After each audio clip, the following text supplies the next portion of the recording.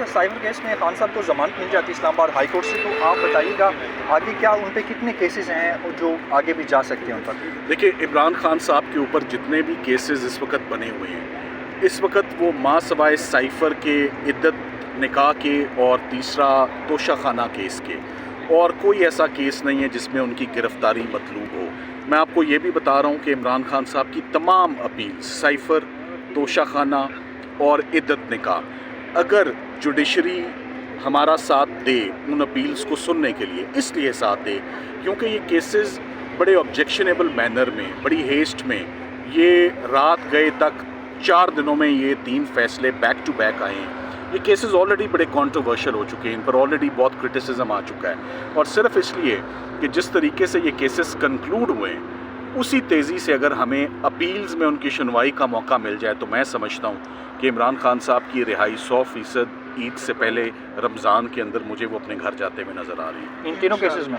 ان تینوں کیسز میں یہ ایک ایک دن کا کیس رہ گیا ہے، تو ایک ایک دن کا کیس ہے، اس میں رہائی ملتی ہے اور وہ عید سے پہلے اپنے گھر جاتے ہیں۔ یہ اب عدلیہ پہ ڈیپینڈ کرتا ہے، ہمیں وہ اپرچونٹی عید سے پہلے ملتی ہے جب کیسز بوگس ہوں، پولیٹیکل وکٹمائزیشن ہو، 17 مہینے سے یہ چل رہی ہو۔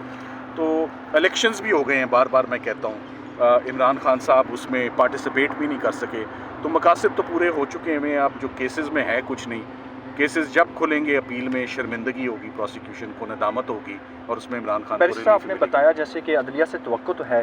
عدلیہ سے امید کیا ہے آپ کو؟ دیکھیں عدلیہ سے امید ہمیشہ پازیٹیو ہی رکھنی پڑے گی۔ اگر عدلیہ سے امید نہیں رکھیں گے تو ملک نہیں چلے گا، ہمارا نظام نہیں چلے گا، انصاف کا نظام نہیں چلے گا۔ عدلیہ کو